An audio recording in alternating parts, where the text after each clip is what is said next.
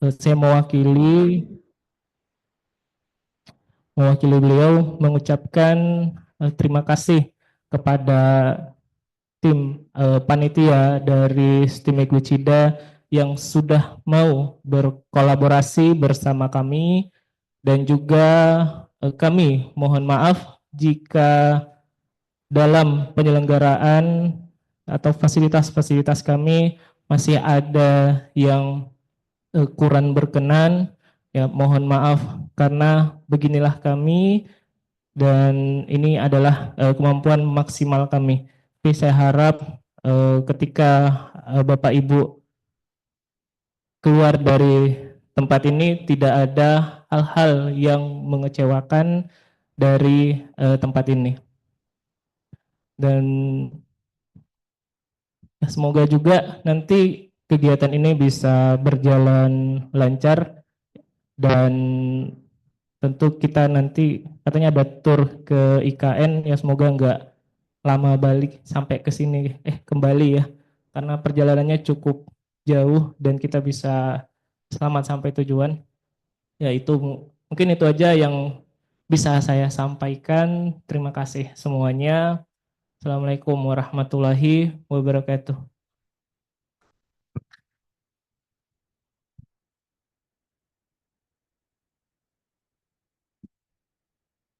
Selanjutnya, sambutan yang akan disampaikan oleh Bapak Haji Tommy Bustomi Eskom Mkom selaku Ketua STMIK Widya Cipta Dharma sekaligus membuka acara Seminar Nasional Sebatik. Kepada Bapak Ketua disilakan.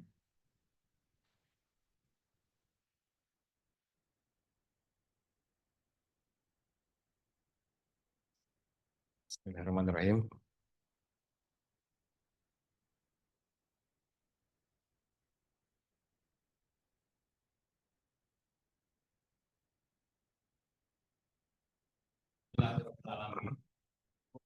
Allah Subhanahu wa Ta'ala, Tuhan yang Maha Esa.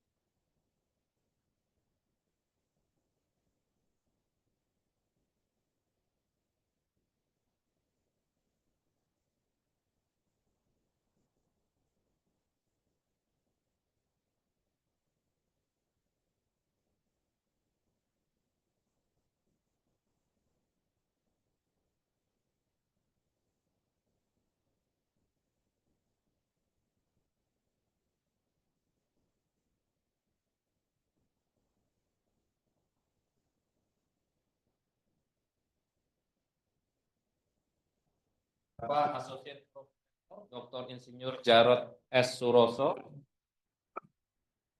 MN IPU ASEAN Engineering APEC Eng, yang dan juga keynote speaker kita ini tokoh muda ini ya, kandidat doktor dari Undip yaitu Bapak Galang Eskom Mkom. Pertama-tama saya ucapkan banyak terima kasih kepada STMIK Borneo Internasional yang dalam rangkaian MOU dengan STMIK Widya Cipta Dharma kembali kita mengadakan suatu kegiatan bersama. Terima kasih banyak Pak Darmansah atas kesediaan menjadi host di Sebatik 2024 ini. Tentu saya sangat menghargai jerih upaya dari tuan rumah menyelenggarakan kegiatan ini di tempat yang berbahagia ini. Dan semoga kolaborasi kita tadi seperti disampaikan bisa berlanjut menjadi kolaborasi yang lebih maju lagi untuk meningkatkan pendidikan tinggi di Indonesia, khususnya Kalimantan Timur, dalam rangka mencerdaskan kehidupan bangsa. Bapak Ibu sekalian, acara seminar 2024 ini dengan tema penerapan AI dalam membangun kota yang berbasis lingkungan dan pemanfaatan penerapan AI di IKN menggunakan sistem cerdas. Ya, saya ulang ya. Penerapan AI dalam pembangunan kota ramah lingkungan dan membangun IKN dengan teknologi cerdas. Alhamdulillah juga saya sudah kontak dengan Deputi IKN bahwa kita akan berkunjung dan kemudian disambut baik. Ya, para peserta nanti insya Allah tadi kemarin juga langsung dikontak Direktur Pelayanan IKN dan terakhir dikontak lagi konfirmasi. Insya Allah kita akan diterima oleh staf dari otorita IKN.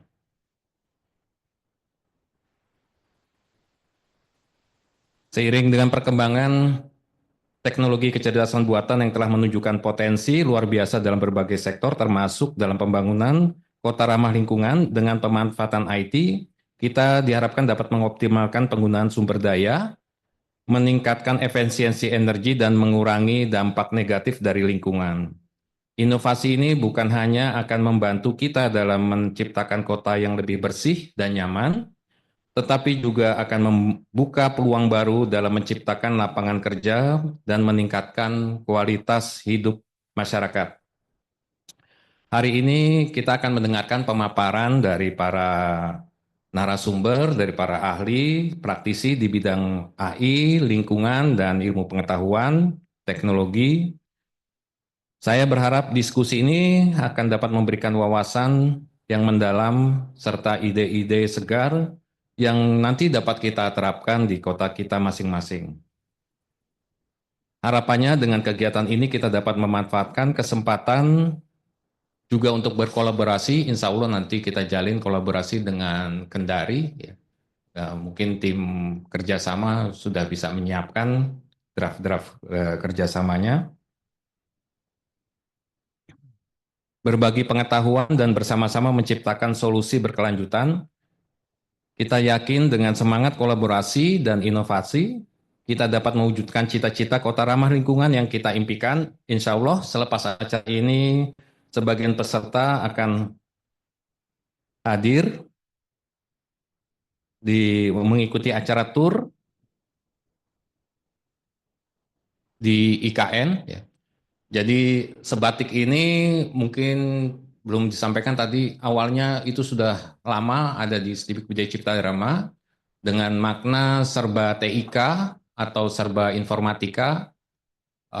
Awalnya bunga serampai dan masih sekarang juga alhamdulillah sudah terakreditasi Sinta 4 ya. Sehingga Bapak Ibu yang perlu untuk keperluan pengisap paper untuk di Sinta 4, Sebatik ini sudah mumpuni ya, karena sudah melaksanakan kegiatan sesuai dengan ketentuan-ketentuan jurnal, pembuatan jurnal. Demikian mungkin sambutan dari kami. Sekali lagi terima kasih Pak Darmansah ya. Insya Allah ini sangat menarik tempatnya, dan di sebelah juga ada pelatihan sebenarnya robotik, itu juga kerjasama dengan antara STIMIK Borneo dengan STIMIK Wijaya Cipta Dharma. Pelatihan robotik yang diikuti oleh para peserta SMK. Sekali lagi berkali-kali mungkin saya akan ucapkan terima kasih kepada tuan rumah yang telah memfasilitasi luar biasa. Dan saya juga ingin melihat nanti STMIK Borneo Internasional menjadi Universitas Borneo Internasional ya, di bawah kepemimpinan para jajarannya. Ini luar biasa sekali. Karena secara lahan ini luas sekali nih. Kalah Wijaya Cipta Dharma yang hanya 7 ribuan ya. Ini lebih 1 hektar katanya. Saya bilang tadi ke Pak Elvin, wah Pak Elvin kalau udah 1 hektar bisa jadi universitas nih, menarik ya. Baik, demikian kurang lebihnya saya mohon maaf. Semoga apa yang kita jalani mendapat ridho Allah Subhanahu wa taala, Tuhan yang Maha Esa, dan memberikan manfaat untuk kita, bangsa dan negara. Wabillahi taufiq wal hidayah. Wassalamualaikum warahmatullahi wabarakatuh.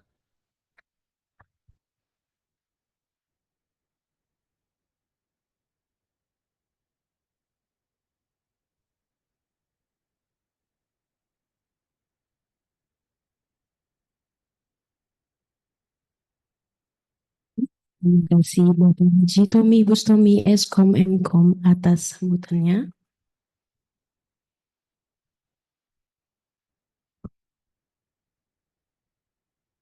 Baik, dengan mengharap ridho Allah Subhanahu wa taala, Tuhan yang Maha Esa, maka acara seminar sebatik ke 2024 dengan ini dinyatakan dibuka.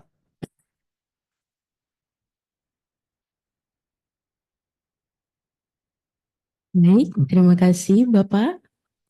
Selanjutnya memasuki acara inti kita pada hari ini. Berikut adalah profil dari Dr. Associate Profesor Dr. IR Jarod S. Suroso, MA IPU ASEAN Engineering, APEC Engineering, yang akan memberikan materi pada pagi hari ini dengan moderator kita Ibu Dr. Heni Pratiwi, Eskom MPD MTI. Kepada Ibu Heni dipersilakan.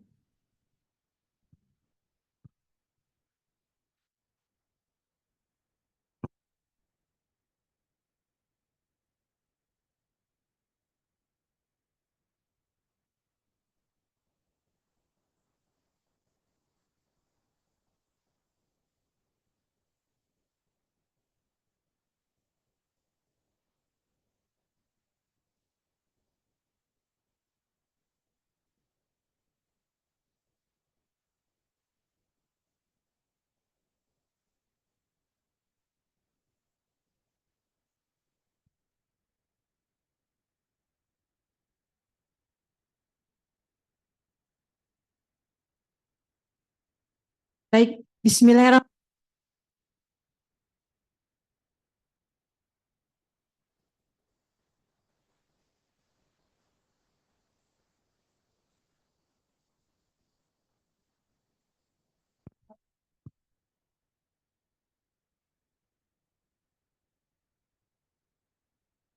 Oke, yang saya hormati Bapak Ketua STMIKA Widya Cipta Dharma beserta seluruh pimpinan, kemudian dari Ketua STIMIK Borneo Internasional atau yang mewakili beserta seluruh jajaran, Bapak Ibu dosen, Tendik, Bapak Ibu dosen dan peserta seminar. Jadi kali ini izinkan saya Heni Pratiwi dari STMIKA Widya Cipta Dharma. Kali ini kita akan memulai untuk kegiatan pemaparan dari Bapak Jarod Suroso. Izin, Pak Jarod sudah bergabung di Zoom, Pak? Ya, Bu. Selamat Oh, pagi. baik, Pak. Ya, Ibu. Baik. Selamat pagi.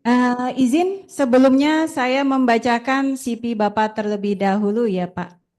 Baik. Keynote speaker kita yang pertama atau narasumber kita yang pertama ini Bapak Ibu, Associate Professor Dr. Insinyur Jarod S. Suroso, Magister Engineering IPU ASEAN Engineering. Ya, beliau bisa dihubungi melalui website www.jarodsuroso.com.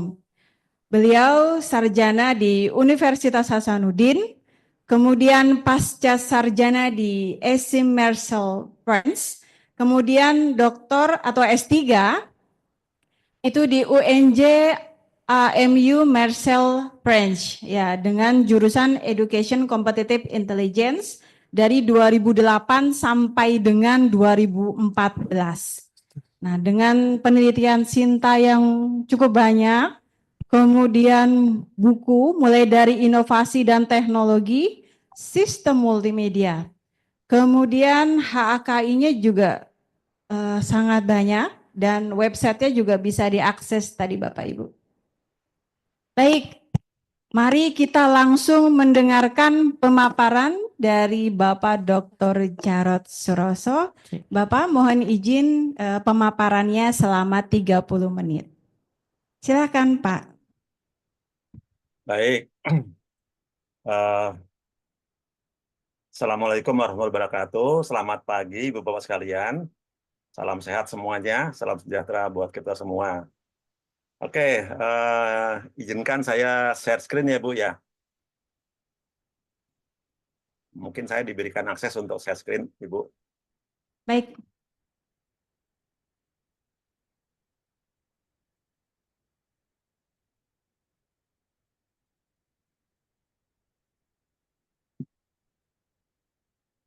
Belum bisa ini? Sebentar ya Pak.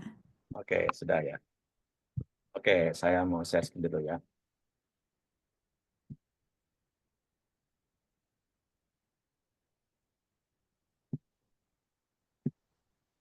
Apakah sudah bisa dilihat layar saya, Ibu-Bapak sekalian?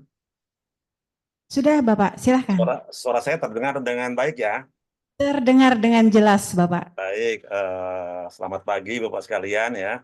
Senang sekali ya hari ini saya bisa bersama Ibu sekalian ya dalam acara Seminar Nasional Sebatik ya yang diselenggarakan pada hari ini, hari Sabtu tanggal 7 Desember 2024 di tuan rumahnya dari STEMIC Borneo ya.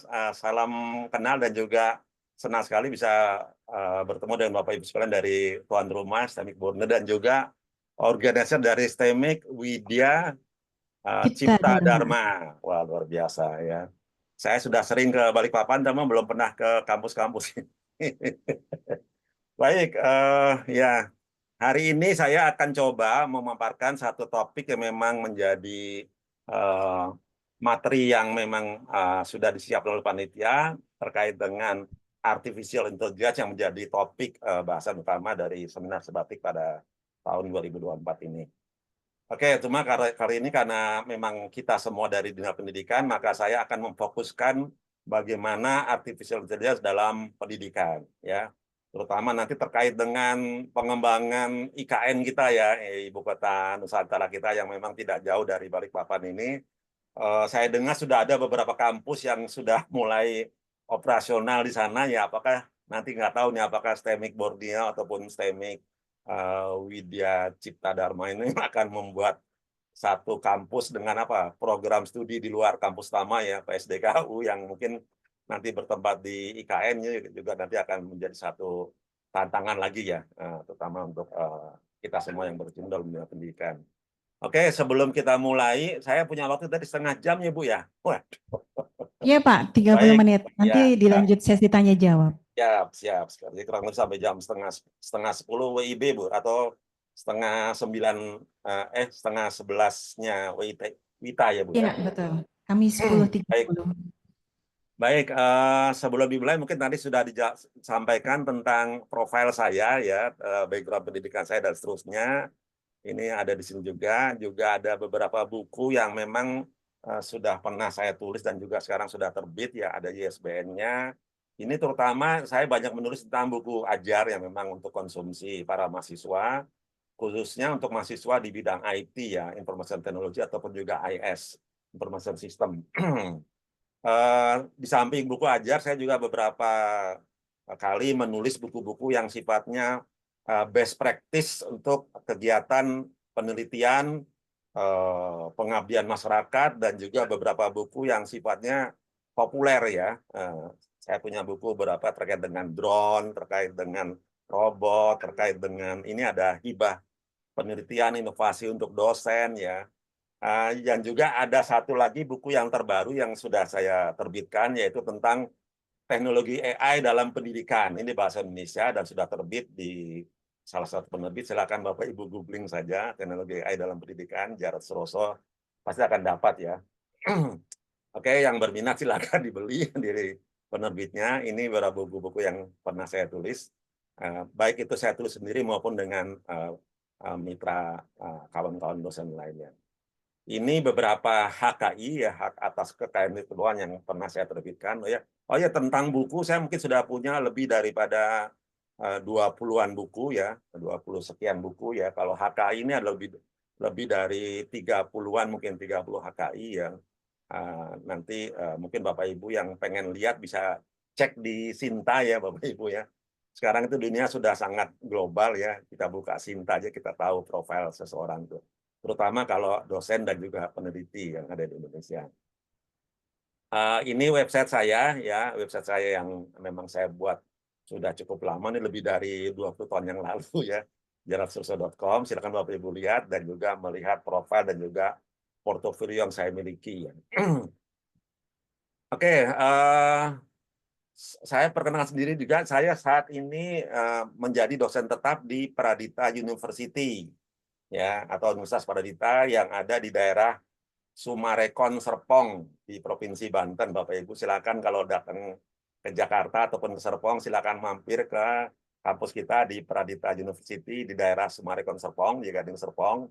Itu adalah kampus yang memang berada di bawah perusahaan ataupun yayasan PT Sumarekon Agung Serpong ya. Jadi memang kita adalah kampus yang memang berdasarkan pada enterprise project enterprise ya, terutama untuk implementasi di core holding company kita di Sumarekon Agung. Dan juga di sini saya membawa beberapa mahasiswa saya ya yang mungkin silakan raise hand nih para mahasiswa saya dari Pradita ya. Ini sudah ada nih Pak Herianto ya dan juga beberapa teman-teman dosen yang lainnya. Ya, satu informasi tambahan, ini Pak Haryanto dan kawan-kawan ini ada satu kelas khusus kita di S2 Master Information Technology di Pradita itu, kita berikan beasiswa full 100% untuk para guru dan juga pengajar SMK dan SMA di sekitar Serpong dan sekitarnya. Ini saya hello nih, Bapak Ibu dosen, Bapak Ibu guru ya, guru-guru SMA dan SMK di daerah Tangsel dan sekitarnya yang sekarang menjadi mahasiswa di Pradita University untuk mengambil program S2 Master of Information Technology dan mendapatkan beasiswa full dari yayasan kita dari PT Sumarekon Agung.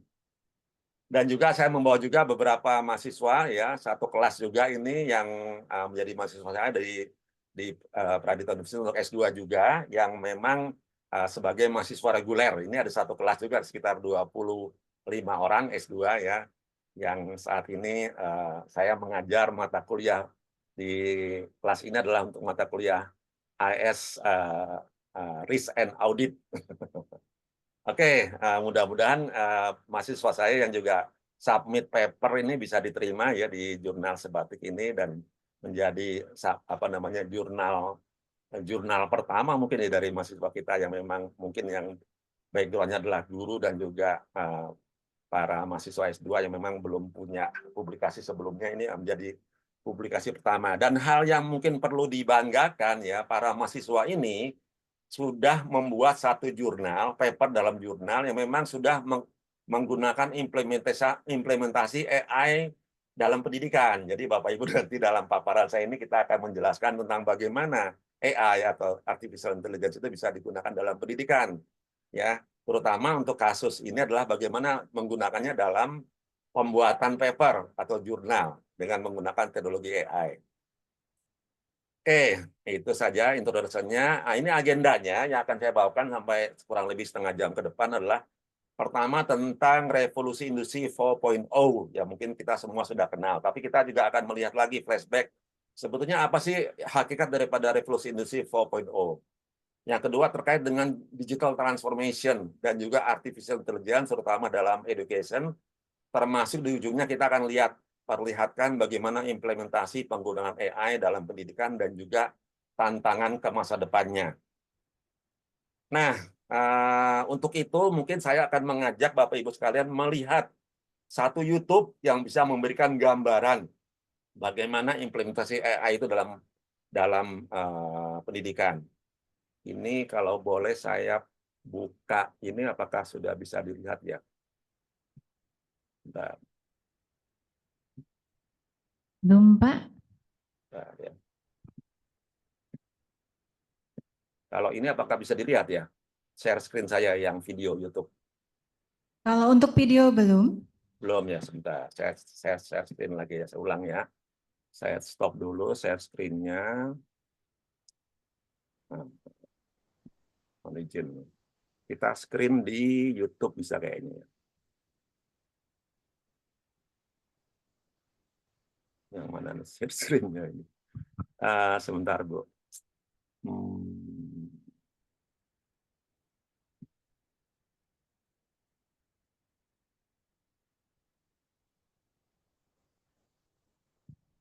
Coba yang ini ya.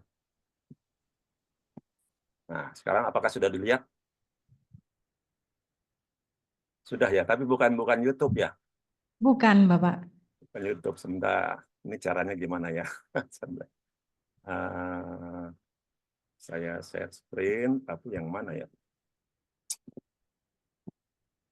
Ini ada screen, ada dokumen, ada advance. Saya pilih yang screen ya, entire screen.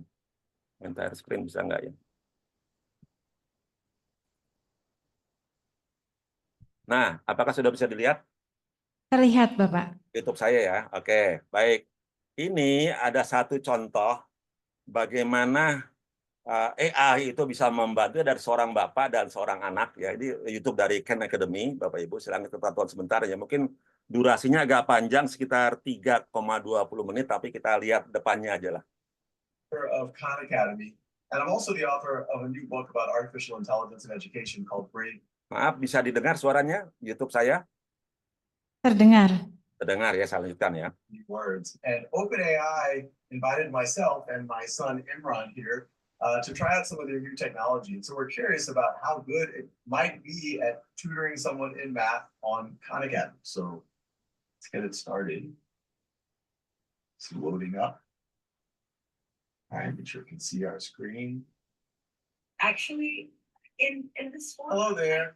I'm here with my son, and I'd love you to tutor him on this math problem, but don't give him the answer. You can ask questions and nudge him in the right direction, but I really want to make sure he understands it himself. And he's here in the room, so you can talk to him directly.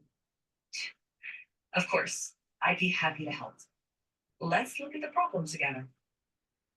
Can you first identify which sides of the triangle are the opposite, adjacent, and hypotenuse relative to angle alpha? All right, so I'm pretty sure this is the angle alpha right here, right? Perfect. That's right. Now, looking at the triangle, which side do you think is the hypotenuse? Remember the hypotenuse? I'm not totally sure. I think it might be this one, but I really am not sure. This side AC. You're close. Actually, side AC is called the adjacent side to the angle alpha. The hypotenuse is the longest side of a right triangle and is directly opposite the right angle. Can you find which one is the hypotenuse? Oh, okay, I see. So I think the hypotenuse is this really long side from A to B. Would that be correct? Exactly. Well done. Now that you've identified the hypotenuse, can you identify which side? Nah, jadi Bapak Ibu bisa lihat ya. Kita lihat ini seorang bapak yang akan meminta tolong AI ya untuk mengajarkan anaknya tentang pelajaran matematika. Yang ternyata ditanyakan oleh bapaknya kepada mesin ya, dan mesin menjawab dengan sangat spesifik ya penjelasan tentang matematik ini, triangle ini ya, bagaimana sudutnya, mana sudut miringnya, X mana sudut Y-nya, mana sudut Z-nya, sisi Z-nya itu menghitung sudutnya. Ini terkait dengan pelajaran matematika yang bisa dijawab dengan baik sekali oleh AI. Nah, jadi kelihatan di sini luar biasanya, terutama dalam dunia STEM ya, sains, teknologi, engineering dan juga matematik ini, AI sudah berkembang sangat pesat. Ya, bisa dikatakan ini sudah bisa menggantikan sebagian peran guru. Ya, jadi Bapak Ibu juga nanti harus bisa melakukan adaptasi, beradaptasi dengan perkembangan teknologi. Dengan cara apa? Mempelajari teknologinya, melihat perkembangannya, dan juga melihat belajar bagaimana cara penggunaannya. ya bagaimana cara memanfaatkannya. Jadi sudah terlihat dari satu video ini menyatakan bahwa perkembangan AI dalam dunia pendidikan sudah sangat luar biasa. Dia bisa menjelaskan hal-hal yang tidak hanya sifatnya yang remeh-temeh, tapi juga sampai yang matematik yang sulit pun AI bisa menjawabnya dengan sangat spesifik dan sangat tepat, ya. Sehingga si anak ini bisa belajar matematik secara self, ya, self learning, ya, dengan menggunakan alat bantu AI. Oke, kurang lebih begitulah kira-kira, ya. Ini nanti kalau kita cek di YouTube-nya Khan Academy ini banyak sekali video-video yang menjelaskan tentang implementasi AI dalam dunia pendidikan. Silakan Bapak Ibu nanti kulik saja, ya, dilihat saja bagaimana anunya apa. Baik, saya sekarang balik ke slide saya lagi. Bapak Ibu sudah bisa lihat, ya, slide saya sudah kembali. Sudah kelihatan, ya, agenda, Pak. ya. Ya, sudah terlihat. Oke, baik. Sekarang kita lihat ini bagaimana yang namanya revolusi industri 4.0 itu terjadi. Bapak Ibu mungkin yang sudah dengar, ya, tapi mungkin perlu kita lihat lagi sekali lagi apa itu perbedaan antara revolusi industri 1.0, ya, dan juga 2, 3 sampai dengan 4.0, ya. Di revolusi industri 1.0 itu yang paling penting adalah tentang mekanisme, ya, dengan menggunakan steam, uap, tenaga uap, ya. Kalau zaman dulu sebelum ada revolusi industri 1.0 itu menyatakan bahwa orang yang kuat itu akan berjaya, ya. Mungkin Bapak Ibu tahu, ya, belakang ini ada film Gladiator, ya, Gladiator 2.0 itu di XS1 itu, terutama di, nggak tahu di Balikpapan pasti ada, ya, XS1, ya. Itu bisa melihat bagaimana seorang gladiator yang kuat itu bisa berjaya, bisa menjadi orang yang paling hebat, ya. Jadi semakin kuat, semakin hebat. Tetapi dengan revolusi industri 1.0, orang kuat tidak lagi berjaya, tidak lagi selalu sukses, karena digantikan dengan mesin uap. Jadi orang kurus pun bisa menggerakkan memindahkan barang yang berat, walaupun dia kurus, tidak punya tenaga, tetapi dengan menggunakan teknologi uap ini bisa menggantikan orang kuat tadi seperti gladiator dan lain-lainnya. Lalu revolusi industri 2.0 itu terlihat dari segi otomatisasinya, yaitu di mana orang sudah bisa membuat mass product, yang membuat barang itu banyak sekaligus, ya, dengan cara otomatisasi, pakai kontrol sistem, ya. Kalau Bapak Ibu yang punya background elektro ataupun matematik pasti tahu namanya kontrol sistem, ya. Bukunya Ogata itu kalau saya dulu kuliah S1 dulu. Itu belajar bagaimana kontrol sistem itu bisa kita manfaatkan untuk membuat satu mass product, yang membuat barang-barang itu langsung mass product, banyak, yang membuat kotak langsung 1.000, langsung puluhan ribu, banyak. Itu adalah hasil daripada revolusi industri 2.0. Revolusi industri 3.0 itu ada perkembangan IT. Jadi di dunia informasi dan teknologi itu membuat semua itu lebih mudah, ya. Ada internet, ada email, ada macam-macam, ya. Mungkin perubahan dari yang namanya foto-foto yang konvensional menjadi foto elektronik, video elektronik, dan lain-lainnya, itu membuat perubahan di revolusi industri 3.0. Sedangkan revolusi industri 4.0 lebih kepada penemuan daripada artificial intelligence. Ya, kita tahu sekarang dengan Google Map, dengan kita menonton YouTube pun, kita klik YouTube misalnya lagu-lagu Plus, kita klik satu kali, nanti next song itu pasti lagu-lagu Plus dan lagu-lagu tempo dulu yang mungkin kita kenal, yang kita cari, ya. Kalau kita setel lagu-lagu kasidah, ya berikutnya akan lagu berikutnya lagu-lagu kasidah. Dia tahu kita suka lagu apa. Itulah peran daripada AI. Dengan Google Map kita bisa menghitung, ya, jaraknya berapa kilo, dan juga kita bisa melakukan prediksi berapa lama kita akan sampai dari satu titik ke titik yang lain. Itulah kekuatan daripada revolusi industri 4.0. Terutama dalam dunia pendidikan, itu yang terjadi adalah bagaimana revolusi industri 4.0 itu bisa kita manfaatkan dalam dunia pendidikan untuk menyelesaikan tugas-tugas kita sebagai pendidik, ya, dari mulai membuat bahan ajar dan lain-lain sampai dengan penggunaan untuk evaluasi murid dan seterusnya. Nanti kita akan jelaskan di slide berikutnya. Lalu Berikutnya ini ada tantangan dan peluang revolusi industri 4.0 ya. Tadi sudah jelaskan bahwa tantangan dan peluangnya luar biasa ya. Tantangannya terutama bagi guru-guru bagaimana ada yang mengatakan nanti kalau sudah AI sudah sangat canggih seperti tadi video kita lihat di Khan Academy, itu wah guru bisa tersingkir nih, bisa digantikan oleh AI, oleh mesin. Tidak juga ya. Itu adalah tantangan kepada kita bagaimana kita terus berkembang, mempelajari teknologinya dan juga beradaptasi menggunakan kekuatan teknologi itu untuk mempermudah dan juga menyelesaikan pekerjaan kita. Dan juga peluangnya dengan kita menggunakan AI, kita akan lebih besar bisa memanfaatkan teknologi untuk pekerjaan-pekerjaan kita. Kita bisa menyusun kurikulum, kita bisa membuat soal-soal yang cocok dengan murid-murid kita. Apakah soal yang agak sulit atau mungkin lumayan mudah dan seterusnya kita bisa atur tingkat kesulitannya. Dan juga peluangnya kita bisa melakukan pemeriksaan ujian siswa kita itu dengan lebih cepat ya, dengan menggunakan AI. Kita tidak lagi membaca satu-satu ya, kita tinggal cari saja ya. Orang bikin paper, bikin tugas akhir, skripsi di S1 ataupun makalah di SD, SMP, SMA di Dikdasmen itu bisa kita gunakan AI semuanya.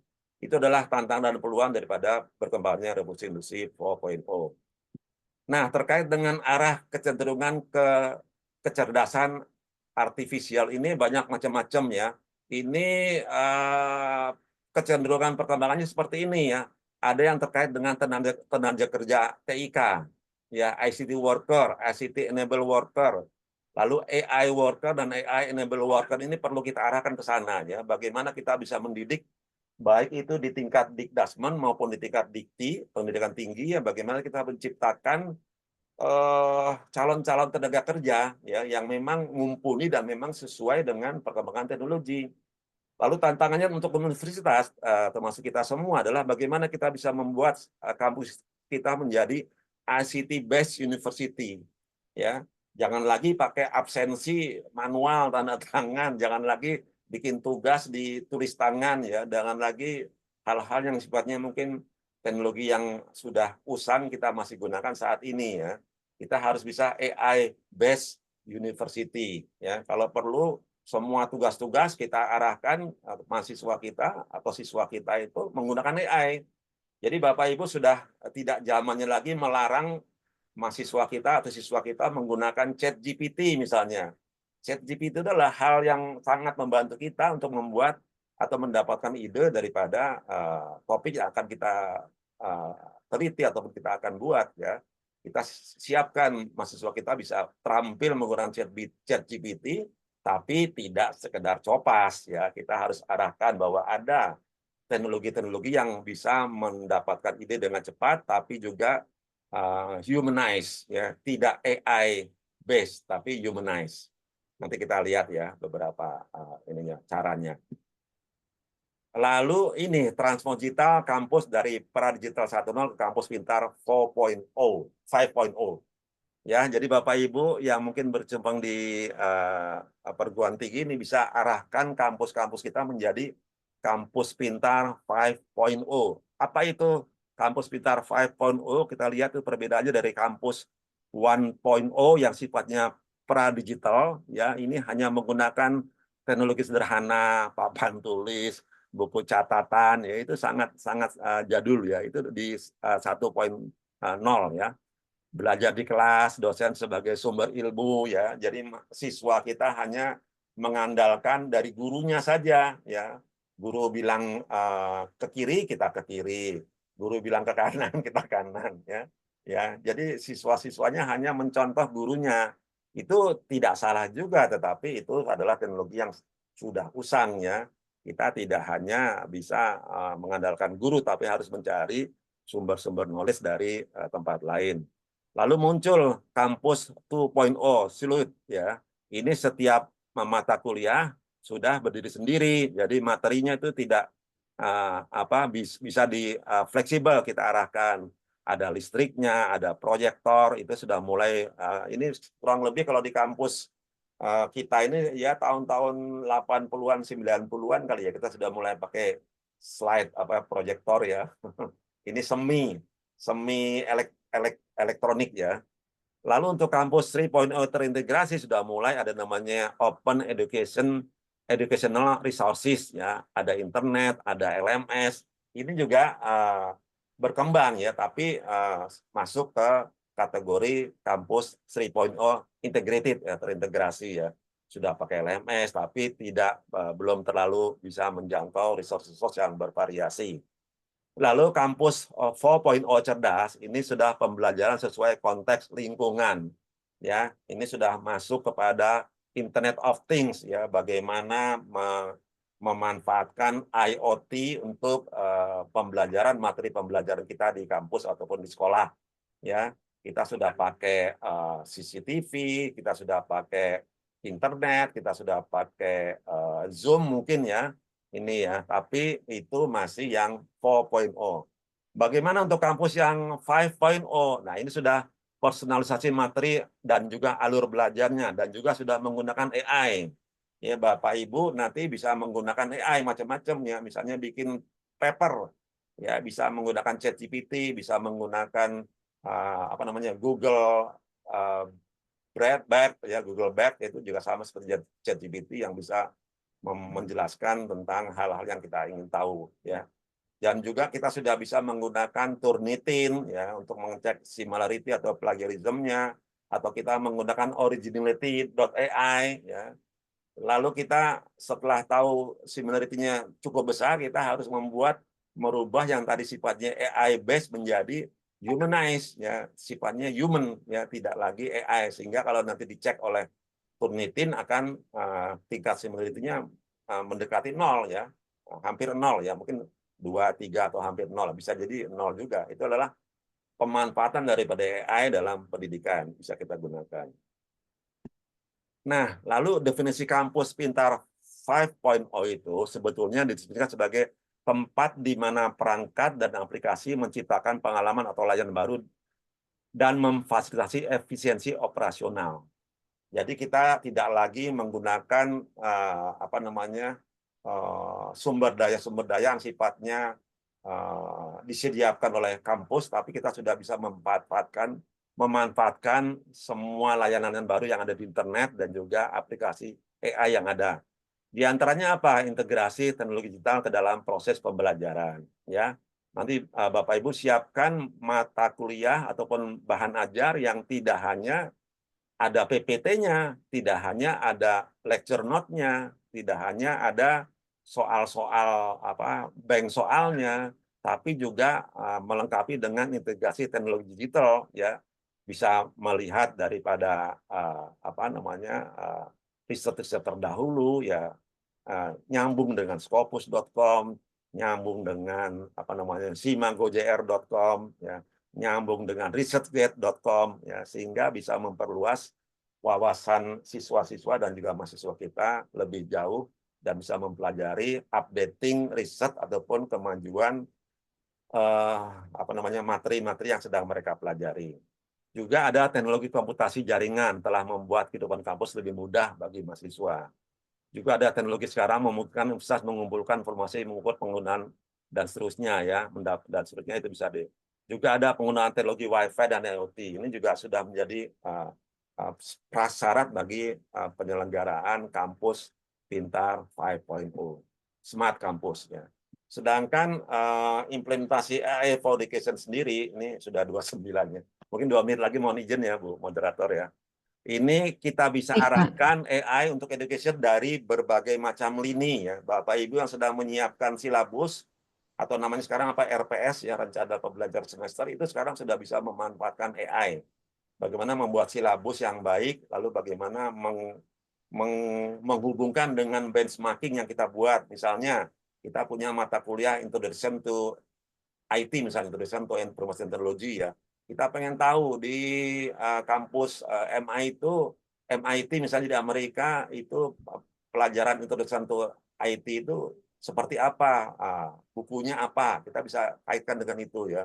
Lalu misalnya di kampus computer science yang paling bagus di dunia, misalnya di Illinois Urbana-Champaign ya, bagaimana sih di Urbana-Champaign itu bisa membuat silabus mata kuliah IT Risk and Audit misalnya, kita bisa benchmarking seperti itu ya. Dan juga bahan ajarnya kita tidak statik ya. Kalau dulu bahan ajar kita selalu bergantung pada satu textbook tertentu. Zaman sekarang tidak lagi begitu ya. Jadi textbook kita sangat dinamis ya. Kita bisa pakai textbook A, kita bisa pakai textbook B dan seterusnya. Tetapi sekarang kita lebih kepada penggunaan OBE ya, outcome based education. Jadi kita menginginkan mahasiswa kita dengan mempelajari mata kuliah ini nanti setelah lulus mereka akan bisa apa? Nah, itu namanya outcome based. Nah, supaya bisa ini maka diperlukan apa gitu. Apa namanya? Standar kompetensinya apa? Ini harus kita buat juga bahan ajar seperti itu yang sifatnya dinamis, tidak hanya statis pada satu referensi tertentu saja. Bisa juga menggunakan beberapa updating dari jurnal-jurnal yang ada dan juga materi dari internet dan lain-lain. Juga pembuatan soal ya, kita bisa cek sekarang ini soal kita ini kira-kira sudah cocok nggak dengan semua RPS-nya, sudah ada nggak outcome based education yang kita sampaikan sudah masuk di sana. Juga yang keempat tentang tingkat kesulitan soal. Dengan AI kita bisa mengatur tingkat kesulitan soal kita. Misalnya, wah kampus kita ini kebetulan mahasiswanya keren-keren nih. Nah, anaknya pinter-pinter. Ya, kita bisa buat soal dengan tingkat kesulitan yang mungkin lumayan tinggi ya. Tapi ada satu lagi kelas misalnya, wah ini adalah kelas subsidi misalnya untuk anak-anak yang kurang mampu ya, sehingga mungkin mereka tidak terlalu baik latar belakang pendidikannya, sehingga kita bisa buat tingkat soal yang mungkin lebih rendah dibandingkan kelas yang sebelahnya. Itu juga pada saat pemeriksaan ujian ya, kita bisa sebagai guru ataupun dosen bisa melakukan cek ujian mahasiswa kita dengan sangat cepat ya. Kalau perlu kita tidak perlu membaca semuanya, sudah ada mesin yang bisa menggantikan peran kita untuk mengecek evaluasi ya. Tentu saja dalam hal ini untuk lebih tahu dan memastikan bahwa AI yang kita gunakan betul-betul bagus, kita perlu juga membaca secara keseluruhan. Itu kewajiban kita. Jadi ada sentuhan manusianya dalam semua yang kita kerjakan itu. Jadi tidak hanya berdasarkan mesin. Nah, ini ada beberapa analitik pembelajaran dan analitik yang bisa digunakan dalam implementasi AI di bidang pendidikan, dan juga ada penilaian otomatik dengan menggunakan gradescope.com. Nanti Bapak Ibu silakan kulik saja bagaimana itu AI bisa membantu penilaian otomatis daripada ujian-ujian ataupun formatif dan sumatif yang kita buat untuk siswa dan mahasiswa kita. Juga ada keunggulannya untuk berbasis AI adalah dia lebih cepat dan rinci, umpan balik dengan cara mendalam, masuk tadi ya, dan juga konsistensi penilaian, tidak ada lagi namanya lelah, ngantuk daripada yang sifat-sifatnya manusia ya, manusiawi yang mungkin pada saat memeriksa si gurunya lagi marah-marah sama anaknya, lalu ke bawah dalam pemeriksaan semua dikasih jelek semua.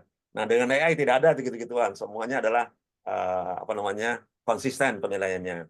Dan juga ada personalisasi pembelajaran yang bisa dilakukan oleh guru maupun dosen yang belajar. Itu kurang lebih paparan saya. Sebenarnya saya sudah menyiapkan juga Kahoot, tapi mungkin tidak kita lakukan pada kali ini karena memang waktunya terbatas. Sekian kurang lebih Ibu Moderator dan Bapak Ibu sekalian, paparan saya tentang implementasi AI dalam pendidikan. Semoga bisa menjadi inspirasi untuk Bapak Ibu sekalian. Terima kasih. Wassalamualaikum warahmatullahi wabarakatuh. Selamat siang. Saya kembali. Waalaikumsalam warahmatullahi wabarakatuh. Mohon aplaus Bapak Ibu. Baik. Pemaparan yang sangat menarik dari Bapak Dr. Jarod Suroso. Terima kasih ya Pak Jarod. Berikutnya kita akan menuju ke keynote speaker kita yang kedua. Nanti setelahnya baru kita akan buka sesi tanya jawab. Baik, langsung kita undang saja ke depan sebelum saya perkenalkan. Ini dia keynote speaker kita yang kedua, Rizky Galang Rahmadani, Eskom Mkom. Silahkan Pak.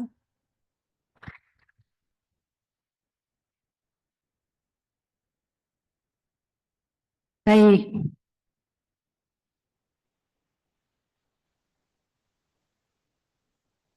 Oh, enggak usah. Baik. Berikutnya, ini adalah keynote speaker kita yang kedua. Izin membacakan, Mas. Beliau lahir di Samarinda 4 Januari 1997. Pekerjaan beliau saat ini adalah dosen, kemudian tinggalnya di Samarinda, beralamat di Samarinda. Pendidikannya program sarjana dari Teknik Informatika, Bapak Ibu. Kebetulan beliau adalah alumni kami dari STMIK Widya Cipta Dharma. Kemudian S2-nya di Universitas Komputer Indonesia Bandung dan saat ini menempuh program doktoral di Universitas Diponegoro Semarang, program studinya Sistem Informasi.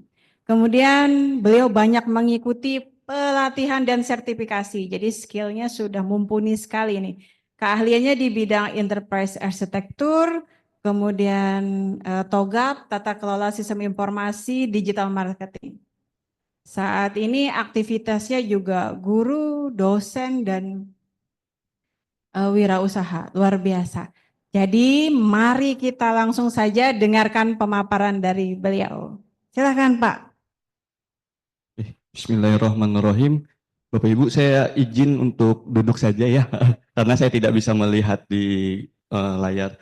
Oke, Assalamualaikum warahmatullahi wabarakatuh. Ya. Selamat pagi dan salam sejahtera untuk kita semua. Shalom, Om Swastiastu, Namo Buddhaya, salam kebajikan. Yang saya hormati Bapak Ketua STMIK Widya Cipta Dharma, Bapak Haji Tommy Bustomi beserta jajaran. Yang saya hormati pimpinan dari STMIK Borneo Internasional Balikpapan, dan Bapak Ibu dosen, para peserta seminar nasional sebatik, baik yang hadir langsung maupun yang mengikuti secara online, dan para mahasiswa, baik dari STMIK Widya Cipta Dharma dan STMIK Borneo Balikpapan. Ya, ada 3 hal yang membuat hari ini saya bahagia Bapak Ibu terlebih dahulu. Yang pertama adalah, ini adalah perdana Ibu saya menjadi keynote speaker sebagai keynote speaker di seminar nasional, dan kebetulan di hadapan Bapak Ibu dosen saya dari STMIK Widya Cipta Dharma. Alhamdulillah, terima kasih Bapak Ibu dosen dari STMIK Widya Cipta Dharma yang sudah membimbing saya. Lalu yang kedua, saya bisa bertemu dengan Bapak Ibu pada hari ini, dan ketiga adalah kita bisa sharing bareng pada hari ini. Nah, kebetulan pada hari ini saya ingin menjelaskan tentang peran AI dan enterprise arsitektur dalam menciptakan kota ramah lingkungan menuju Indonesia Emas 2045. Jadi yang pertama adalah pendahuluannya, pembangunan ibu kota negara atau IKN itu sebagai paradigma baru yang yang sebagai kota yang berkelanjutan. Itu adalah pendahuluan yang pertama. Lalu yang kedua adalah teknologi untuk keberlanjutan, yaitu adalah peran AI atau Artificial Intelligence dan Enterprise Arsitektur, itu sebagai enabler atau sebagai fasilitas untuk menciptakan kota ramah lingkungan yang terintegrasi. Dan yang ketiga adalah pentingnya perspektif kolaboratif, di mana kolaborasi antara pemerintahan, sektor swasta, akademisi, dan masyarakat untuk memanfaatkan teknologi untuk pembangunan yang lebih baik. Nah, itu adalah pendahuluan terlebih dahulu. Nah, tentu dalam pemindahan ibu kota Nusantara tentunya bukan hanya kita memindahkan gedung saja Bapak Ibu, tetapi kita juga harus memindahkan mindset kita yang dulunya mungkin masih manual dan lain sebagainya. Sekarang kita sudah harus beradaptasi dengan kemajuan teknologi yang sangat pesat. Nah, tentu dengan kemajuan teknologi yang sangat pesat ini pastinya akan ada tantangan. Nah, tantangan dan urgensi pembangunan kota yang berkelanjutan itu adalah, pertama adalah urbanisasi global dan dampaknya pada lingkungan. Tentu dalam pembangunan ibu kota itu pastinya akan sangat berdampak sekali, baik itu dampak lingkungan, dampak sosial, apalagi pemerataan teknologinya juga itu sangat berdampak di daerah-daerah yang lainnya. Lalu ada juga pembangunan kota yang berkelanjutan, di mana kota yang ramah lingkungan itu harus dirancang dengan baik sehingga bisa memanfaatkan teknologi untuk efisien energi, baik itu pengelolaan limbah, pengurangan polusi, dan mendorong membangun kota yang inklusif, aman, tangguh, dan berkelanjutan. Dan yang terakhir adalah solusi teknologi. Nah, EI dan enterprise arsitektur itu dapat menjadi pengubah ya permainan dengan menciptakan kota yang berkelanjutan. Jadi EI itu bisa mempermudah pengelolaan sumber daya apa saja, sedangkan EI-nya menyediakan framework untuk menyelaraskan berbagai sistem kota, baik itu antar pemerintah di daerah dan pusat. Nah, itu ekosistemnya lebih terintegrasi. Nah, selanjutnya adalah mewujudkan kota berkelanjutan. Ada 3 poin utama untuk mewujudkan kota berkelanjutan. Yang pertama adalah keberlanjutan sosial, di mana kita itu wajib menciptakan masyarakat yang inklusif dan kesejahteraan sosial itu yang lebih merata. Jadi jangan sampai dengan keberlanjutan IKN ini ada ketimpangan sosial, ada ketimpangan baik itu di segi sosialnya yang tidak merata di seluruh daerah di Indonesia. Habis itu ada keberlanjutan ekonomi juga, di mana kita membangun ekonomi yang berdaya saing dengan pengurangan ketimpangan antar wilayah. Jadi diharapkan dengan adanya IKN ini, Bapak Ibu, semuanya itu bisa merata. Jadi tidak ada lagi ketimpangan di salah satu daerah. Nah, yang ketiga adalah keberlanjutan lingkungan, di mana kita itu bisa mengurangi jejak karbon dan memanfaatkan energi terbarukan untuk menjaga ekosistem. Makanya di IKN kan sekarang sudah mulai ya, kendaraannya kendaraan listrik dan semuanya serba menggunakan teknologi keterbarukan. Inilah kesempatan kita untuk membangun ibu kota Nusantara yang ramah lingkungan, di mana setiap membangun itu harus memang ada perancangan yang lebih matang, sehingga pembangunan yang baik pastinya akan sesuai dengan harapan karena perancangannya udah baik di awal. Sehingga saya berkesimpulan IKN itu bertujuan untuk menjadi inovasi dengan memanfaatkan teknologi yang terkini. Salah satunya adalah penerapan kecerdasan buatan AI dan enterprise arsitektur untuk integrasi berbagai sistem kota.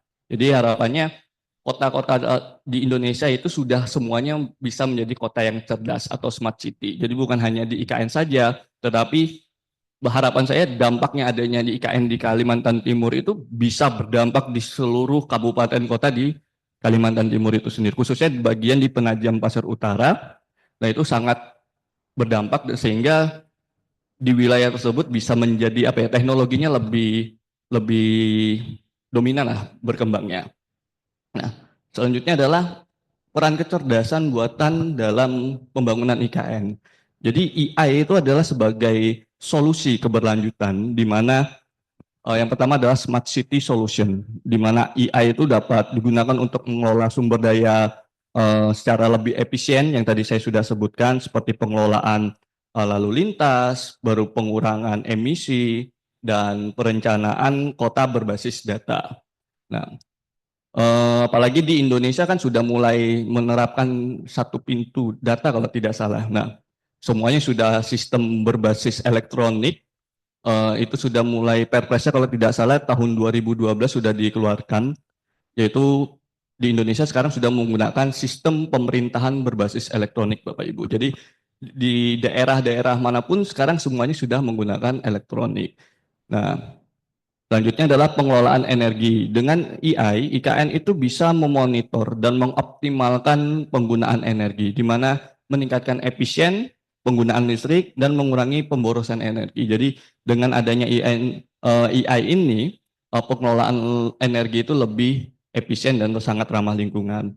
Nah, studi kasusnya yang saya temukan itu ada di Barcelona, itu telah menggunakan AI untuk mengelola energi, transportasi, dan pengelolaan air, di mana mereka itu sudah mulai mengarah pada pengurangan konsumsi energi hingga 10% dalam beberapa tahun terakhir. Dan itu datanya sudah saya dapatkan dari IBM tahun 2021. Nah, untuk AI yang selanjutnya adalah untuk ketahanan lingkungan, di mana AI itu bisa memprediksi bencana alam, sehingga dia itu kira-kira bencana yang akan terjadi itu seperti apa. Jadi kita sudah bisa memprediksi terlebih dahulu, seperti banjir, tanah longsor, baru untuk perencanaan tata ruang yang lebih baik. Nah, selanjutnya adalah smart management, di mana AI itu bisa digunakan dalam smart waste management ini untuk mengurangi polusi dan meningkatkan proses daur ulang. Nah, Nah, jadi Bapak Ibu, hari ini tuh sebetulnya saya ingin menjelaskan lebih rincinya pada enterprise arsitektur karena bidang keilmuan saya sebetulnya adalah enterprise arsitektur, Bapak Ibu. Nah, di mana saya kaitkan dengan enterprise arsitektur ini adalah untuk framework untuk kota yang lebih terintegrasi. Jadi definisi dan peran AI yang pertama adalah enterprise arsitektur itu adalah kerangka kerja untuk merancang dan mengelola sistem teknologi untuk mendukung pencapaian tujuan strategis kota. Jadi lebih terintegrasi kalau misalnya kita menggunakan framework arsitektur ini. Nah, dalam konteks IKN, enterprise arsitektur ini dia menyelaraskan berbagai sistem, baik itu infrastruktur, digital, dan sosial, sehingga menjadi satu ekosistem yang terintegrasi. Jadi itu adalah peran dari enterprise arsitektur dalam pembangunan IKN ini. Nah, manfaatnya adalah yang pertama adalah integrasi teknologi AI ini memanfaatkan interoperabilitas antara sistem smart city seperti transportasi, energi, dan pengelolaan limbah. Jadi mereka itu lebih terintegrasi dari smart city-nya itu. Nah, habis itu ada efisien operasional, di mana mengurangi redundansi sistem melalui integrasi yang lebih efisien. Jadi tidak terlalu banyak dan lebih efisien. Nah, keberlanjutan digital, meminimalkan jejak karbon melalui infrastruktur digital yang lebih efisien. Nah, ini studi kasusnya sudah ada yang saya tulis di sini. Di pertama adalah di Sangdo, di Korea Selatan, di mana salah satu kota pintar pertama di dunia dengan menggunakan infrastruktur berbasis IoT. Nah, keberhasilan itu dia mengurangi konsumsi energi sampai 40%, di mana pengelolaan energinya itu sudah berbasis AI. Nah, habis itu selanjutnya Masdar City di Uni Emirat Arab, di mana kota itu berkelanjutan menggunakan 100% energi keterbarukan. Nah, sistem transportasinya sudah mulai berbasis kendaraan yang terintegrasi dengan AI juga. Lalu di Singapura ada yang namanya inisiatif Smart Nation, di mana fokusnya adalah manajemen transportasi cerdas dan pengelolaan sumber daya air itu berbasis AI. Nah, habis itu ada keberhasilannya mengurangi waktu perjalanan hingga 15% melalui algoritma optimasi transportasi. Itu adalah studi kasus global dan relevan untuk di IKN yang sekarang. Nah, tantangan tentu pemindahan ibu kota Nusantara itu banyak sekali tantangannya selain dari daerahnya tersebut, tetapi banyak lagi kalau misalnya kita pikir itu lebih banyak lah masalah-masalahnya. Nah, ini di sini saya hanya tulis 3 saja karena kalau misalnya banyak tidak cukup PowerPoint-nya. Oke, yang pertama adalah kesiapan infrastruktur, di mana banyak di Indonesia itu belum memiliki infrastruktur yang memadai. Ya. Nah, kenapa saya tulis di sini banyak di Indonesia belum memiliki infrastruktur digital yang belum memadai? Jadi penelitian disertasi saya ini adalah kebetulan saya meneliti tentang penerapan SPBE, tapi khusus di tingkat kabupaten di seluruh Indonesia. Kebetulan saya mengambil data baru di Kalimantan Timur saja. Nah, memang Kepresses memang sudah dikeluarkan, padahal setiap pemerintah wajib menggunakan SPBE.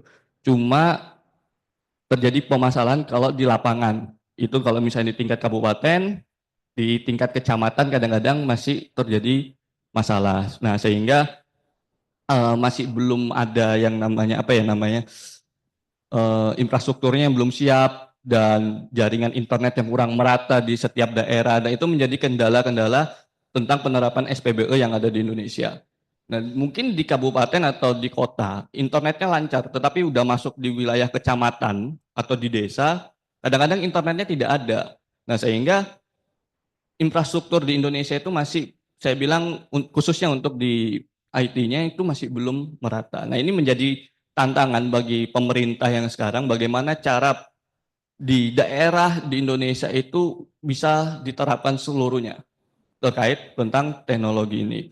Nah, selanjutnya adalah keterbatasan SDM, kurangnya tenaga kerja dengan keahlian di bidang teknologi cerdas. Nah, makanya kebetulan ada adik mahasiswa yang hadir di sini harus lebih giat lagi belajarnya. Kenapa? Karena lulusan IT itu sangat dibutuhkan adik-adik. Kalau kalian sudah lulus, dan kembali ke masyarakat dan bekerja, kalian itu sangat dibutuhkan. Kenapa? Karena keahlian-keahlian di bidang teknologi itu tidak semua dimiliki sama orang. Ya, jadi keahlian-keahlian itu harus kalian kembangkan dan kalian selalu pelajari tentang perkembangan teknologi yang saat ini berkembang. Nah, selanjutnya adalah tantangannya adalah privasi dan keamanan data, di mana pengelolaan big data untuk AI itu menimbulkan tantangan dalam perlindungan privasi dan keamanan data. Terkadang keamanan datanya ini masih kita ini kadang-kadang was-was, Bu. Takut data kita bocor dan lain sebagainya. Nah, ini menjadi tantangan pemerintah juga, bagaimana bisa meyakinkan masyarakat dan menjamin bahwasanya data yang dipegang oleh pemerintah ini aman, sehingga tidak mudah dibobol atau bocor datanya. Nah, lalu dari tantangan tadi ada yang namanya peluang, di mana peluang pertama adalah kolaborasi global, di mana peluang untuk belajar dari negara-negara yang sudah menerapkan smart city dengan sukses. Jadi peluangnya kita bisa belajar dari kota-kota yang saat ini sudah menerapkan smart city. Jadi ambil yang baik, buang yang buruknya kan seperti itu. Jadi kita bisa menerapkan yang memang terbaik untuk di kota kita, khususnya untuk di IKN ke depan. Nah, selanjutnya adalah inovasi teknologi lokal, di mana pemanfaatan teknologi itu berbasis lokal untuk mendukung keberlanjutan. Ini sangat penting juga, kita harus bisa memanfaatkan teknologi, sehingga teknologi ini bisa untuk mendukung pembangunan IKN ke depan. Karena IKN ini kan ke depan tujuannya adalah bagaimana menjadi kota yang ramah lingkungan, kota yang cerdas, sehingga semuanya menggunakan digital. Nah, ini menjadi inovasi kita sebagai para akademisi, baik akademisi dan para adik-adik mahasiswa memang di bidang IT itu, ini menjadi peluang kita untuk bisa memanfaatkan teknologi ini untuk mendukung keberlanjutan pembangunan di Ibu Kota Nusantara.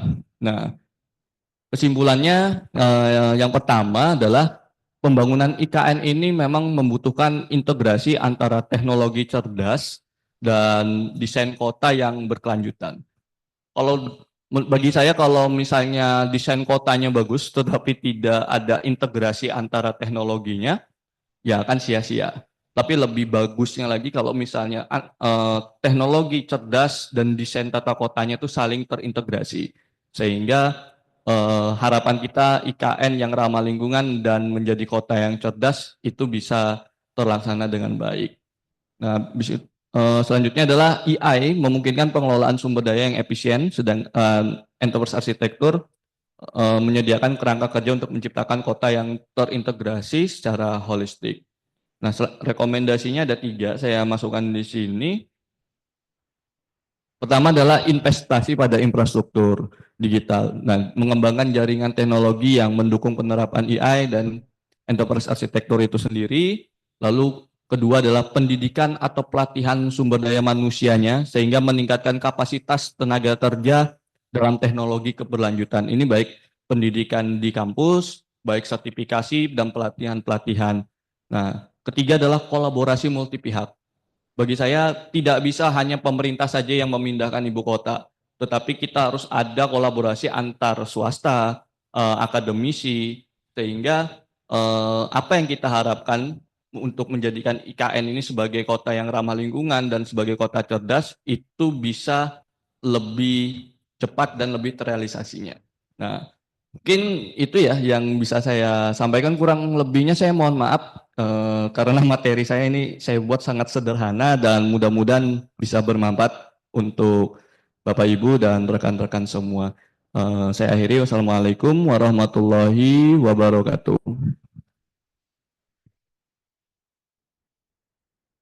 Baik, terima kasih untuk keynote speaker kita yang kedua, Bapak Rizky Galang Rahmadani, Eskom Mkom. Baik, Bapak Ibu semua, teman-teman mahasiswa juga, kita lanjut ke sesi berikutnya, yaitu sesi diskusi. Jadi kita akan buka 3 pertanyaan terlebih dahulu. Nanti tolong disebutkan nama dan asalnya dari mana, kemudian ingin bertanya dengan siapa. Saya lihat di room Zoom sudah ada 1. Ya, kemudian saya lihat sudah ada sekitar 60 peserta di Zoom. Jadi kalau misalnya ingin bertanya, silahkan dituliskan di message Zoom atau boleh raise hand bila ingin menyampaikan langsung. Untuk teman-teman yang hadir di ruangan, Bapak Ibu, teman-teman mahasiswa, ada yang ingin bertanya?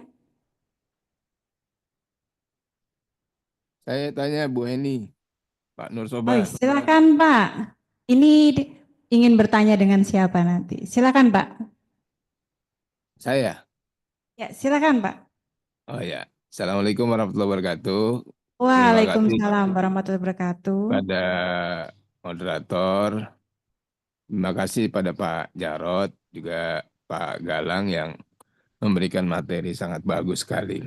Yang pertama, pertanyaan saya urut sesuai urutan pembicara. Silakan. Ya, sebentar Bu. Harus ini ya, harus pakai video ya. Harus apa namanya? Live ya. Ya. Kalau terlihat lebih baik Bapak, tapi kalau misalnya terkendala jaringan tidak apa-apa. Oh, ya. Aman aja jaringan sini. Iya Pak. Jadi yang pertama, Pak Jarod, saya terima kasih banyak.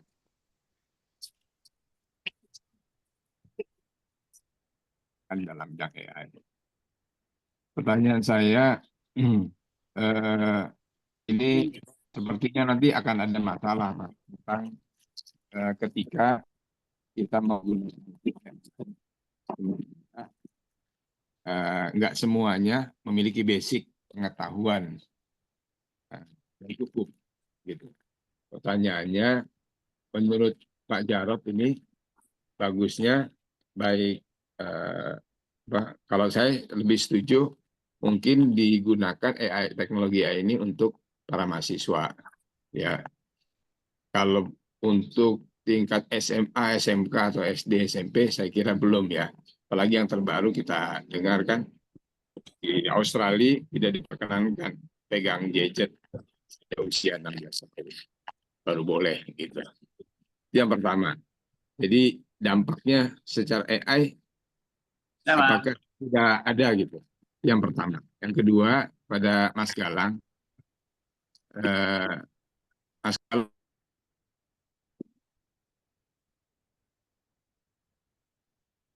Mohon maaf Pak, tidak terdengar. ya, Mas Galang ini ada satu tantangan, ada satu tantangan berkaitan dengan kemarin saya mendengarkan podcast yang bagus dari Pak Renal Kasali. Jadi kiblat kita ini kan untuk teknologi maksudnya ya. Kalau kiblat tetap ke Mekah, kalau teknologi ini ke Amerika sama Rusia. Yang terbaru Cina. Ternyata menurut Pak Renal Kasali, Cina ini sekarang dalam masa kebangkrutan. Cuma tidak terpublish. Ya, tidak terpublish itu karena Cina sendiri melarang 1,3 miliar warganya untuk main media sosial. Tidak seperti di Indonesia. Hampir semua warganya boleh bermedia sosial. Nah, ini menjadi salah satu tantangan ketika konsep dari IKN. Ya, ketika konsep IKN itu kemarin banyak mengambil dan menduplikasi, bahkan tenaga kerjanya itu dari Cina. Ini apakah di Cina juga ada konsep-konsep yang sudah dijalankan? Ya, beberapa memang saya mengetahui, tapi saya lihat ada perubahan kebijakan dari presiden terpilih. Sepertinya belum akan segera ya menuntaskan. Mas Galang sendiri punya prediksi kira-kira IKN ini akan seperti apa dituntaskan? Apakah betul-betul menjadi kapitalnya Indonesia atau hanya pemerintahan administratif saja? Itu dari saya. Terima kasih Ibu Moderator dan semuanya. Assalamualaikum warahmatullahi wabarakatuh. Waalaikumsalam warahmatullahi wabarakatuh. Terima kasih Pak. Jadi ini kita sudah punya 3 pertanyaan ya.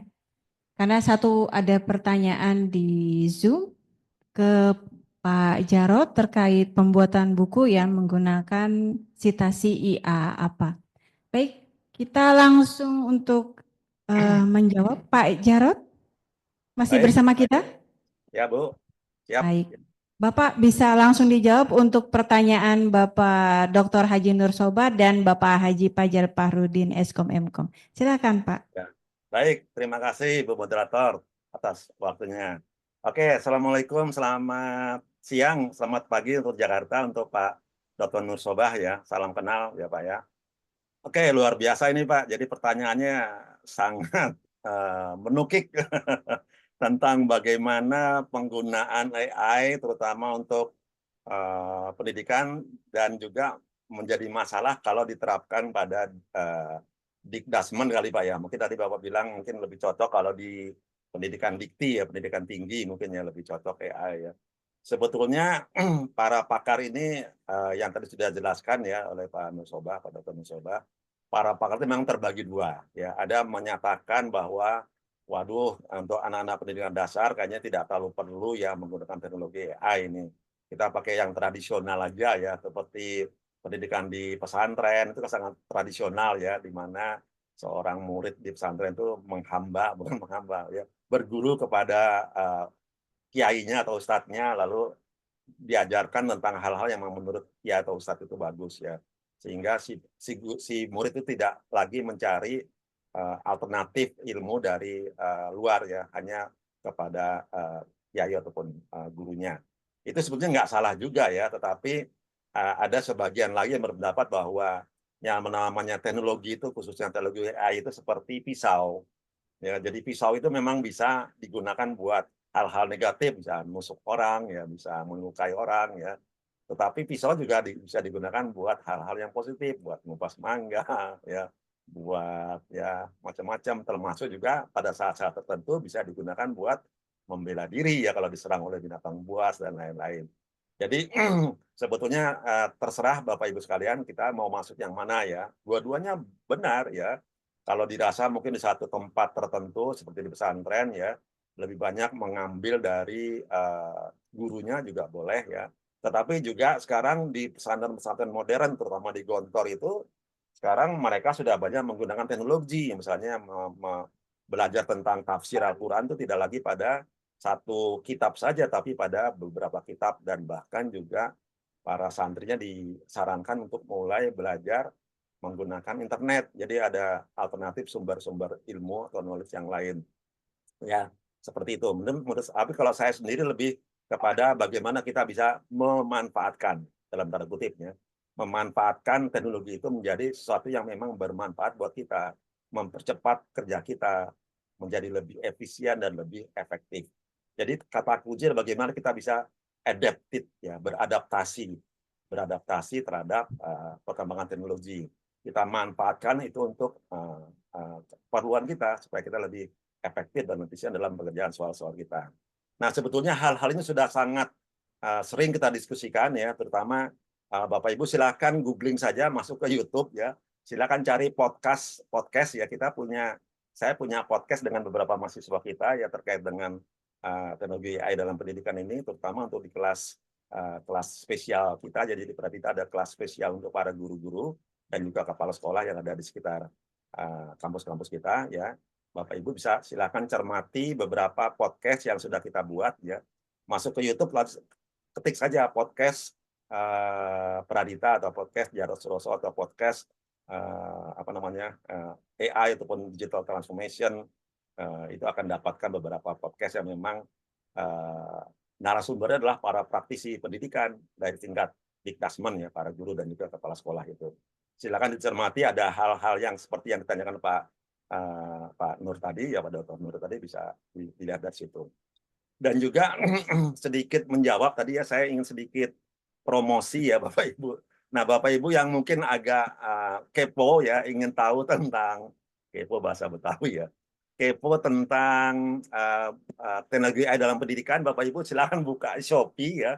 Di Shopee itu ada buku kita ya. buku kita. Jadi saya dengan beberapa teman-teman dosen itu membuat buku yang judulnya Teknologi AI untuk Pendidikan, Konsep, Framework, dan juga berbagai potensi penerapan. Ini ada beberapa penulis di sini adanya, termasuk saya sendiri ada di sini, juga beberapa dosen yang membuat buku ini. Buku ini sebetulnya sejatinya ditulis oleh orang-orang dosen yang memang background-nya adalah ICT. Jadi memang teknologi AI ini, kalau dilihat buku ini ya, ini adalah tentang ICT ya, information teknologi ya, information communication and technology ya. Nah itu jadi karena dibuat oleh orang-orang ICT atau orang computer science, maka isinya mulai dari pengantar AI, lalu bagaimana itu konsep AI, lalu bagaimana teknologi AI, bagaimana yang berbasis dalam pendidikan, itu semua dibuat dengan latar belakang ICT. Termasuk juga di sini diajarkan bagaimana membuat programnya. Nah sebetulnya ini agak sedikit teknis pakai program, tapi sedikit tidak terlalu teknis, tapi agak sedikit populer lah ya. Jadi Bapak Ibu sebagai pembaca yang mungkin tidak punya latar belakang computer science ataupun IT juga bisa membaca buku dan juga mempraktekannya. Ada sedikit potongan program yang bisa dicopas ya, bisa dicopas lalu dicoba di beberapa aplikasi yang dituliskan itu bisa dipakai ya. Bagaimana itu bisa mempercepat tugas-tugas kita sebagai pendidik untuk menyelesaikan tugas-tugas kita. Nah itulah mungkin beberapa kelebihan teknologi AI yang bisa kita manfaatkan untuk menyelesaikan tugas-tugas kita sebagai guru ataupun dosen. Demikian sedikit promosi bukunya. Kalau tertarik silakan dibeli saja di Shopee ada, mungkin dari penerbitnya juga ada, bisa dilihat. Mungkin begitu dari saya. Terima kasih Ibu Moderator. Baik, terima kasih Pak Jarod. Untuk pertanyaan kedua bisa langsung ya Pak sebelum kita ke keynote speaker yang kedua. Pertanyaan dari Pak Pajar, Pak, ada di message Zoom. Oh ya. Terkait pembuatan buku. Mungkin bisa sekilas dijelaskan ya, Pak. Pembuatan buku ya menggunakan AI ya. Yes. Ya, sebagaimana sudah saya jelaskan tadi di awal presentasi saya, di sini saya mengajak ada sekitar sekian kelompok mahasiswa yang kita coba kita coba bimbing untuk membuat satu paper untuk disubmit di jurnal sebatik ini, dan beberapa sudah mendapatkan LOE dari Pak Nur sebagai timnya Pak Nur sebagai pengelola jurnalnya. Itu kita menggunakan teknologi AI untuk membuat tulisan itu, di mana kita cari topiknya dulu, lalu yang kedua kita studi literatur, mencari previous research, kira-kira research yang sudah dilakukan sebelum itu apa yang kita cari ya. Terutama saya minta mahasiswa silakan coba dulu previous research dari dosen yang mereka mencari Scopus saya itu banyak tentang topik-topik yang mereka pelajari, lalu setelah dari dosen, dari Scopus saya ataupun dari paper yang ada di Sinta saya, mereka bisa cari Scopus ataupun Sinta dari penulis-penulis lain termasuk yang dari luar negeri. Di situ saya harapkan mereka sudah mulai mencari kira-kira Terima kasih. Ya, kira-kira kalau dari Scopus yang terbaik carilah dari kuartil 1 Q1 sebagai referensi. Setelah itu baru mulai mereka mencari idenya. Idenya mereka bisa gunakan ChatGPT, bisa menggunakan Google Bard, ya silakan. Kita tidak larang, kita tidak haramkan ChatGPT. Mereka mulai mencari ChatGPT, mencari idenya, mungkin mencari tahu bagaimana membuat introduction, bagaimana membuat riset metodologinya dengan topik yang mereka usung. Lalu setelah dapat, lalu mereka mulai menggunakan tools lagi namanya mungkin Higgs, yang sering saya pakai Higgs.ai ya, itu bisa merubah yang tadinya similarity-nya 90% bisa menjadi 0 sampai dengan 5% saja ya, dan sudah dicek lagi dengan Turnitin juga akan bagus ya dengan tools itu. Nah itulah kalau membuat buku juga kurang lebih seperti itu ya. Seperti contoh ya, buku yang kita tulis bersama-sama itu konsepnya kita buat, lalu penulisannya kita menggunakan AI, lalu kita buat menjadi humanized dengan AI juga, terakhir baru kita finishingnya. Nah, finishingnya itulah kita menggunakan human ya, jadi kita knowledge setiap penulis itu kita lihat, dan juga ada namanya peer review. Jadi katakanlah si A yang membuat bab 1, si B membuat bab 2, nanti setelah selesai peer review ya si A yang membuat bab 1 mereview bab 2 yang dibuat oleh si B dan seterusnya. Itu Oke, kita lakukan baik, terima berkali-kali kasih, Pak sehingga menjadi Jarod. lebih bagus. Mungkin begitu Oh, Bu, oke. terima kasih ya. Baik, baik, baik. Baik, berikutnya kita langsung ke pertanyaan yang ketiga tadi dari penanya ya, untuk keynote speaker kita yang kedua. Pak Galang, silakan Pak. Oke, terima kasih Pak Nursoba atas pertanyaannya. Jadi kalau ditanya prediksi saya terkait tentang IKN sebagai anak asli Kalimantan Timur, tentu yang pertama yang saya bilang adalah saya mendukung pembangunan IKN di Kalimantan Timur. Yang saya pikirkan ini bukan karena ada kepentingan politik dan lain sebagainya, tetapi yang saya pikir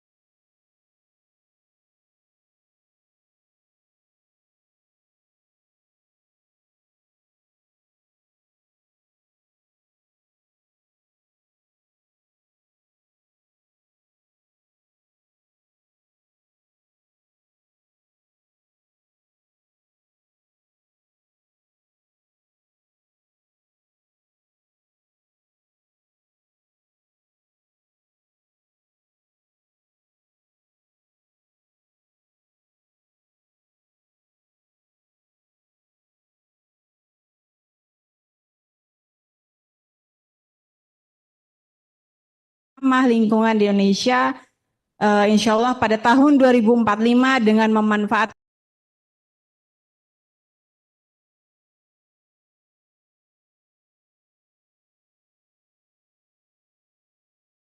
insya Allah kita selalu yakin IKN akan sukses. Baik, demikian dari saya, dari kami untuk seminar sebatik kali ini dengan tema penerapan AI dalam pembangunan kota ramah lingkungan, membangun IKN dengan teknologi cerdas. Terima kasih banyak untuk kedua keynote speaker kita yang hadir melalui Zoom dan juga hadir secara langsung. Kemudian Bapak Ibu audiens dari beragam perguruan tinggi. Sampai ketemu di sebatik tahun berikutnya. Mohon maaf bila ada salah atau ada hal-hal yang kurang berkenan. Demikian, terima kasih dari saya, Heni Pratiwi. Wassalamualaikum warahmatullahi wabarakatuh. Selamat pagi.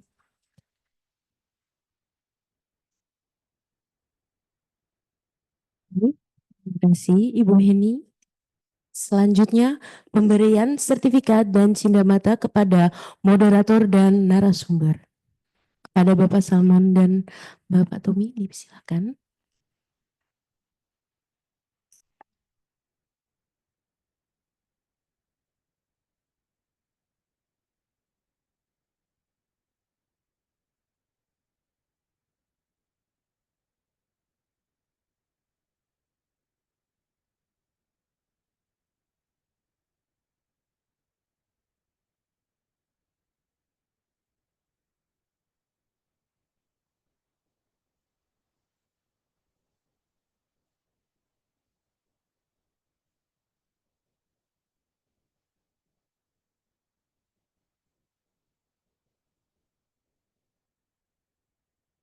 Bapak Bukeng, sesi dokumentasi.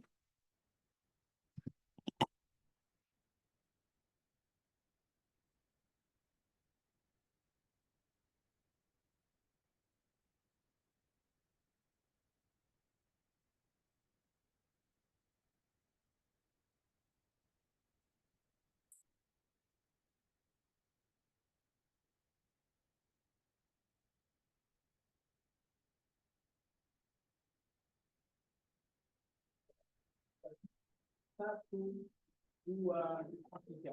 Dibuka dulu. Sertifikat. Bu Heni, belakangnya udah berapa? Pendapatannya itu iya, kalau galang sertifikat. Satu, dua.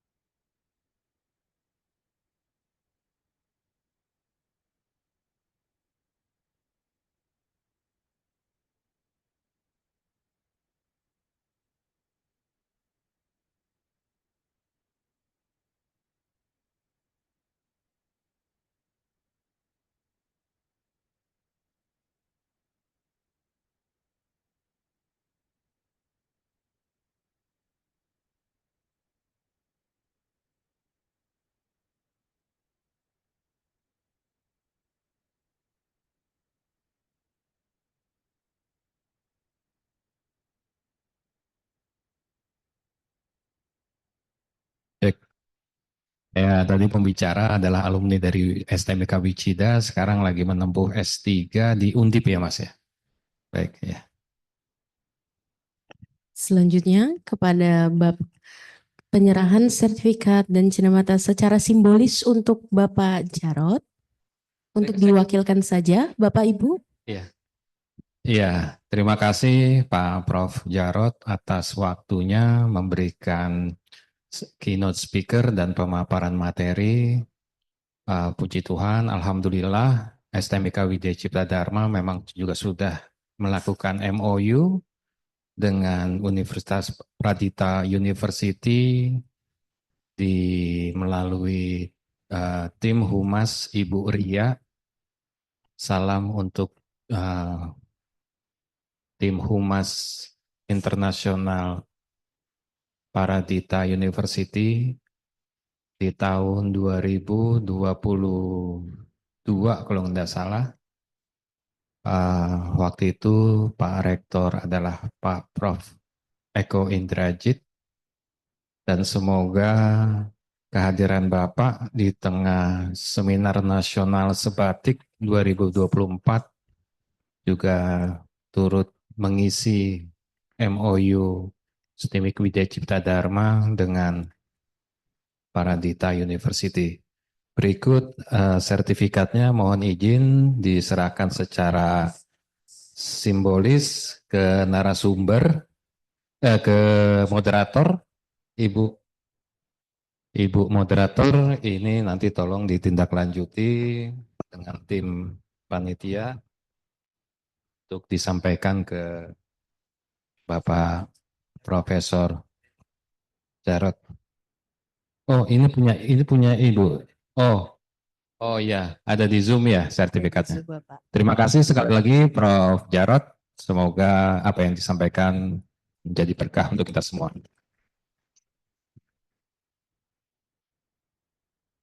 Baik, selanjutnya penyerahan sertifikat kepada moderator kita hari ini, Ibu Dr. Heni Pratiwi, Eskom MPD, Terima kasih MTI. Bu Moderator, Bu Dr. Heni Pratiwi, Eskom Mkom MPD MTI yang telah memoderatori acara seminar keynote speaker. Terima kasih Bu.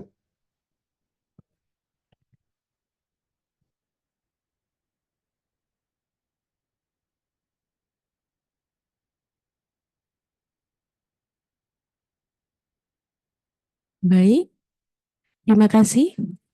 Dengan berakhirnya seminar nasional sebatik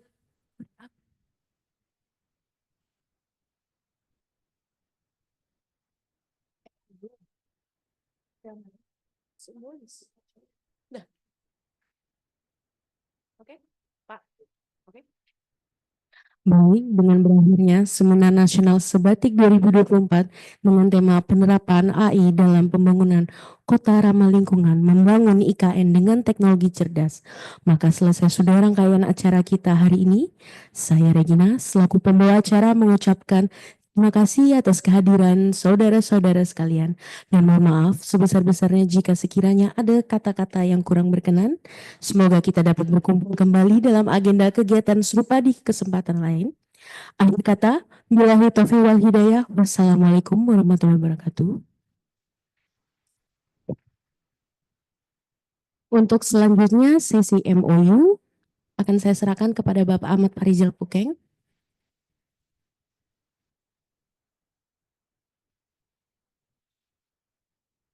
Terima kasih Bapak.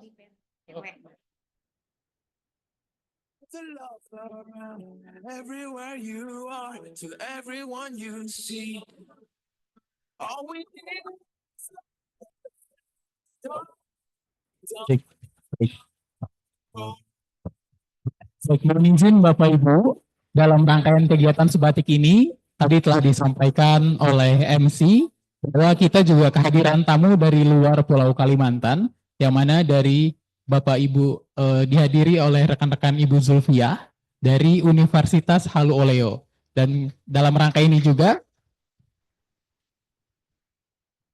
STEMIC Widech, iya, yang dari Zoom juga kita punya peserta dari luar Pulau Kalimantan secara virtual. Yang hadir bersama kita Ibu Zulfiah bersama Pak Ketua STMIK Widya Cipta Dharma. Kali ini kita akan melaksanakan kerjasama, dipersilakan.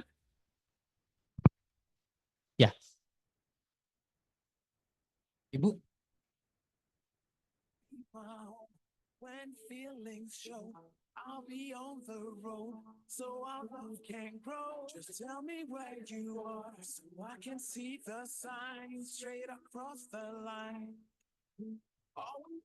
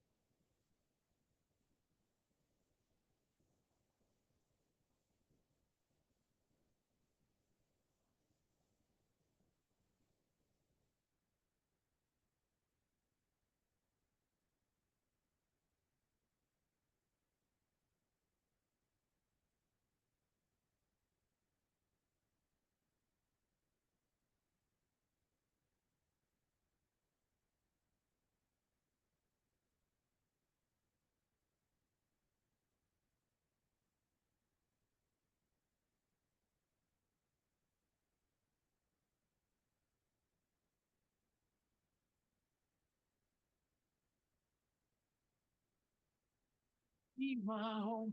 When feelings show, I'll be on the road. So our love can grow. Just tell me where you are so I can see the signs straight across the line. All we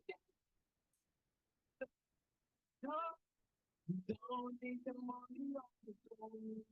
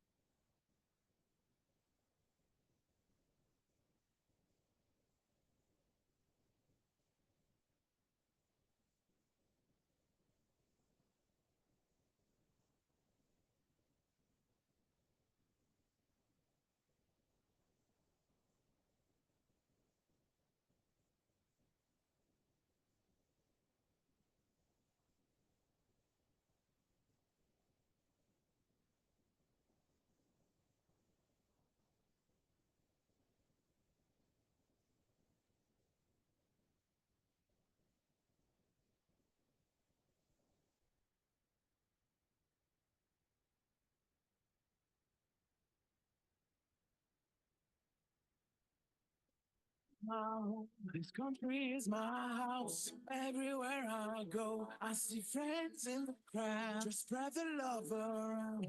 Everywhere you are, to everyone you see. All we need